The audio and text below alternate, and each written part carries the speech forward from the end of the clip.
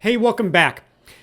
I want to talk about Beyond VPN. Now, these slides, if you like them, they're from the Microsoft Cybersecurity Reference Architecture, aka.ms/MCRA. Check it out. But I want to talk about modernizing IT. And when you think about modernizing IT, it can actually improve security and improve productivity. But where do you start? Well, you start with modernizing your access to business data and business apps.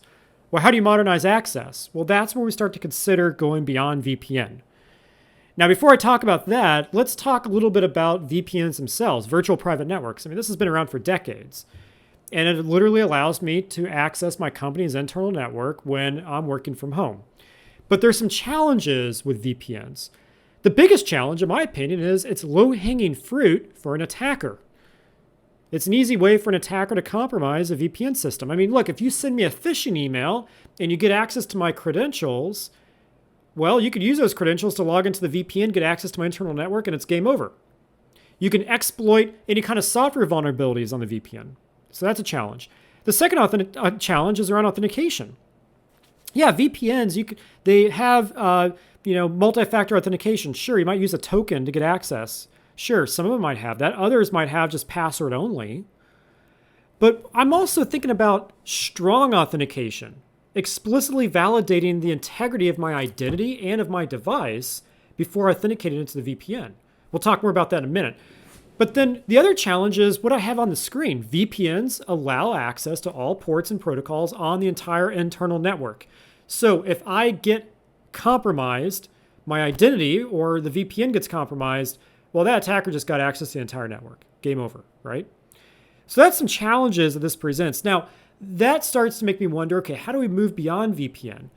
Well, the answer isn't necessarily let's go out and just get rid of it, right? Sometimes you can't do that.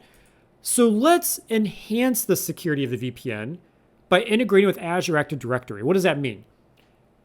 Using Azure Active Directory as the authentication and identity provider for the VPN.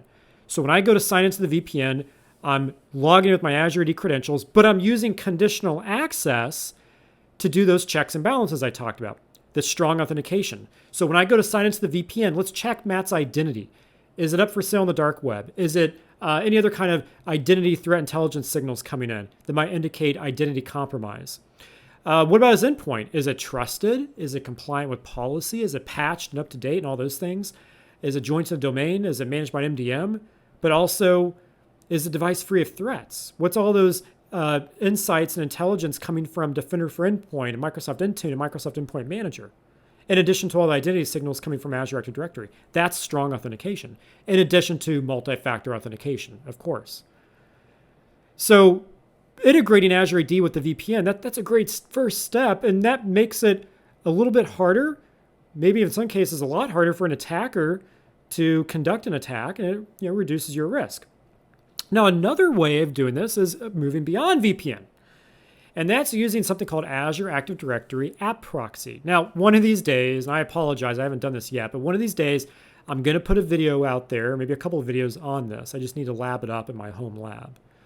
But this allows you to take that internal application and publish it so it can be accessed using just a single URL, or it shows up as an icon in a single sign-on portal in Azure Active Directory. So when you go to myapps.microsoft.com, I can click on the icon and it gives me access.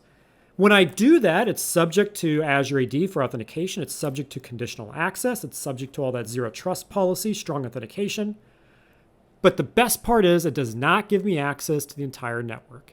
It only gives me access to that app. But Matt, I'm segmenting my network. Still, it doesn't give me access to the network, just access to the app. That's great, reduces my attack surface. But also when I publish it using Azure AD App Proxy, it also opens up capabilities with MCAS, Microsoft Cloud App Security. And you all know who watch this channel, that's my favorite product.